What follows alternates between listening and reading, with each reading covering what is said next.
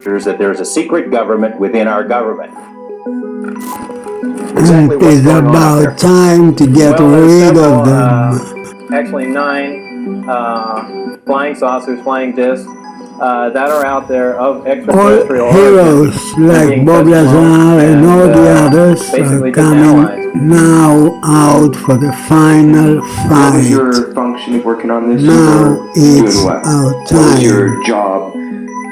We were to reverse engineer the power and propulsion system of this craft and see if it can be duplicated with available materials. I just want to go over with you what it is that you saw, to draw it out for people, to make a sketch.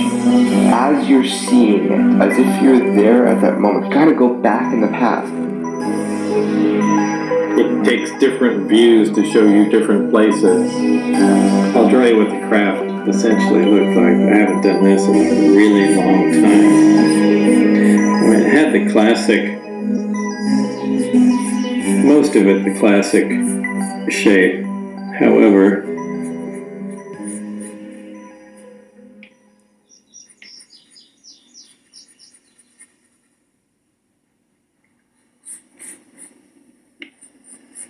that didn't come out that bad this time.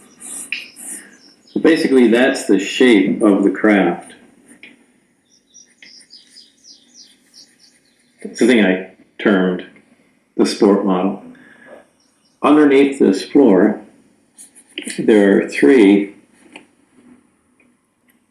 large cylindrical devices hanging from the floor. These are on mounts that allow them to completely swivel up to 180 degrees and in 360-degree rotation. Directly above each one is a small rectangular object. This is on the floor above. And these are the gravity amplifiers themselves. Looking down from the top, you'd have the center. In the very center, there is a small reactor. Surrounding this, in 3 equally spaced areas, are the amplifiers. So this is looking at it sideways, this is looking at it down from the top. And under these amplifiers, underneath, on the floor below, are the gravity emitters. So it's the reactor here, powering the gravity amplifiers. Gravity amplifiers output goes into the gravity emitters at the bottom, and the resulting gravity beam or anti-gravity wave can be pretty much put anywhere you want to. There was another level up here. Now I had access and was permitted to view and look at the operation of this main level with the gravity amplifiers and the level below, the gravity emitters. There is a level above which consisted of these 2 areas that I'm not all that familiar with. I assume these to be some sort of navigational engine. People call these large black rectangular areas on the top portholes. I believe they were some planar sensor array that just took in information from the surrounding area, whether it be patterns of stars or what have you. And there was their version of a computer or something to make determinations here that takes input from those sensors and then let the craft know how to orient itself and where it was in space. So that's what I assumed to be up there. I don't know for a fact. Again, that was not part of my job, and I was only led to believe that. The center antenna is really an extension of the reactor in the center, and that's a waveguide, which allows the emission of the gravity wave, which forms kind of a heart shape over the whole craft. That's how it creates its distortion. These gravity emitters can be swung all the way up to 180 degrees. And this allows the craft to essentially stand on 2 of them and hover, while this one swings up and creates a distortion in front of it allowing the craft to slide forward. So that's how their low power mode, Omicron configuration operate. The Delta configuration uses all three, and unlike science fiction movies where you see flying saucers just flying along like that, they actually fly belly first. The craft flies along, leaves the atmosphere of the planet. It turns its belly to the destination. The three amplifiers focus in on the destination, and that's how it proceeds. So that's basically the operation of it and overall how things were laid out inside the craft. There were 3 seats in here, and just around the reactor. There were no controls, no buttons, no anything. Everything has a nice smooth curve to it. There are no right angles anywhere. Everything is exactly the same color, and whether it's metal or some other advanced material, I don't know. Again, that was part of the metallurgy division, and all I can say is it felt cold like metal. But its actual composition, who knows, it was ceramic or, again, some advanced alloy or something along those lines. But the manufacturing technique is unknown, and certainly was back then. Today, 30 years later, there are things like 3D printing, and now that kind of begins to make sense because it looks like this craft was just built from the ground up, like a 3D printer. And that would be about the only way to produce some of the things we saw, because there were no fasteners anywhere. It was just all together, not even a seam. So, I don't know. How that was actually assembled is a good question, but I bet it was something along those lines, some gigantic printing mechanism or something we would consider a printing mechanism that actually put this together. When you were allowed to go into the middle and look down into the bottom layer of this craft, what did it feel like to step in? Like, was it instantaneously obvious to you that we could not make this upon walking in the craft? Yeah, it was really, and pardon the pun, it was really unworldly. Everything, again, was alien.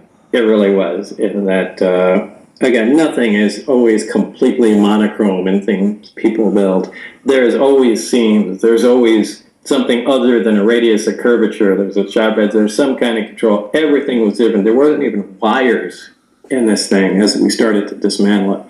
But it was more of an ominous feeling because we really didn't know what we were getting into, how dangerous it was, and certainly didn't know how dangerous it was to remove anything or change it. Even astrologically is the right time for changes. It's done. This energy is starting to ramp up, and it has a lot to do with Uranus or Aquarius energy. As I've said throughout other videos, that the year of 2024 Chaos is going to be very brings unstable. change. It's not always to be afraid of chaos. Chaos is for them that they have something to lose. We only have something to gain. And so Uranus energy, for any of you who know astrology or understand astrology, Uranus is the symbol or symbolic of chaos. It represents transformation. It represents innovation. And so when this planet gets activated symbolically, we are in a chaotic state of being. We seem to be not in control. We want change. We feel irritated. We feel rebellious in some way. So I'm going to That's show you my what I'm talking drawing about in a second. about the But I'm doing this today's video relation on of Uranus Friday the 26th, to the just sun. after the full moon in Leo. So let me get to that right now. So here is the full moon in Leo on the 25th that just started the chain of reaction, this chain reaction going on right now. So this full moon right here was at 5 degrees of Leo, opposing the Aquarius sun. Now we know Pluto has just entered Aquarius, and this is the guy that's going to be making all these changes in our personal lives as well as in society, and we're already beginning to see it. So many of my clients these days are, wanting to know what the future holds, and they feel like they have to break free from something, whether it's a job, a relationship, a bad habit, whatever it is, Pluto is working its magic there. But what makes this one Or a puppet government controlled by a reptilian extraterrestrial presence. Change. Big changes. Christians call them demons. According to the Bible, demons can possess and they can transform themselves as an angel. Islam calls them genie. In second, The Greek god Apollo is a sun-like healer who can cure all ills, but is also the bringer of disease and death with his arrows. He is the unwounded healer. Apollo raised Chiron, who is a centaur, half human and half horse. Yeah. Unlike the rest of centaurs, who were wild and intoxicated, Chiron was wise, just, and also immortal. He became a skilled healer. One day, however, Chiron was accidentally wounded by a poisoned arrow, but despite being skilled in healing the wounds of others, he was unable to heal his own wound. He suffered excruciating pain for the rest of his life. It was because of his grievous wound that Chiron became known as a legendary healer in ancient Greece. The secret of healing is inside the wound, which contains the medicine. True health comes from acceptance of our wounds. The wounded healer is also a piece of small planet, a rock, able to be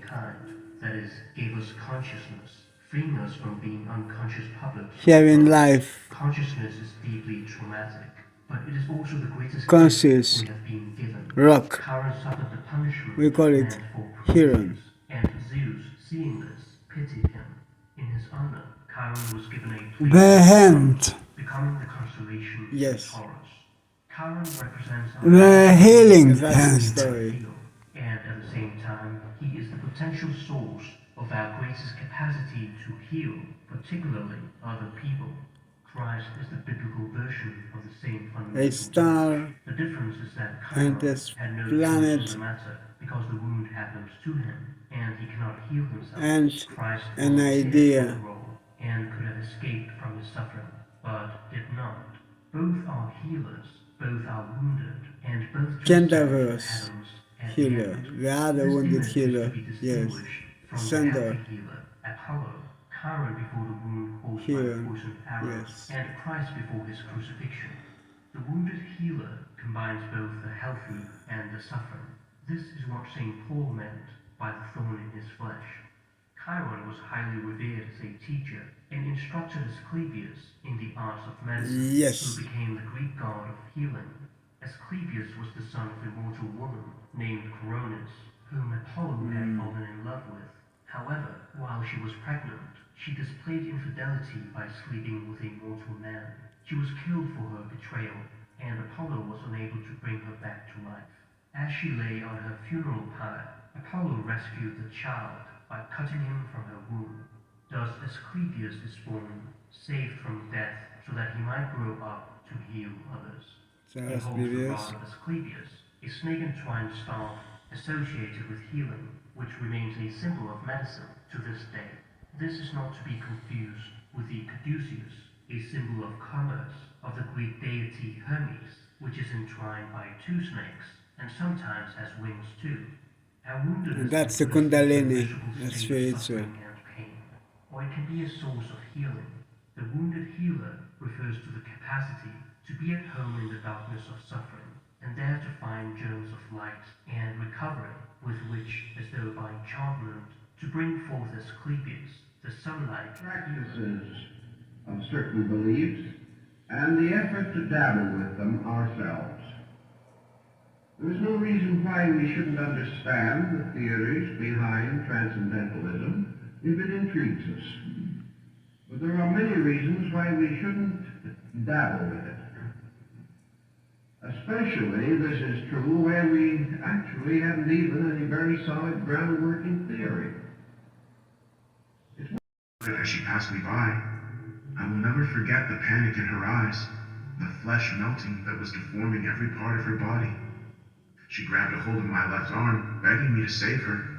Her touch was like fire, and I instinctively pulled away, feeling my own flesh turn a dark black as she was taken away. We were told they would update us in 48 hours about her condition, but we never got a single phone call. The stars did this to her, Papa, and I'm gonna find out why. I remember telling Dad. In his bitterness and rage, he blamed what happened to her on me. If you hadn't filled her head with fantasies of spacemen, she would still be here. No one cares about the moon anymore, Quint. You need to wake up and forget about it. He spat as he dismantled my telescope. I promised him I would never bring it up again, and for the next 20 years, I stayed true to my word. Then I met Isaac. It was spring of 2012. I was busy frittering away my inheritance on college courses that any sane person would avoid, like fringe science and parapsychology, when we bumped into each other, trying to check out the same book from the university's library. But during many years, in which I had been a kind of last resort for troubled people, I've had much too frequent contact with this situation, and I think it's only fair that it should be reported and recorded and preserved for those who need it or have a mind to accept it.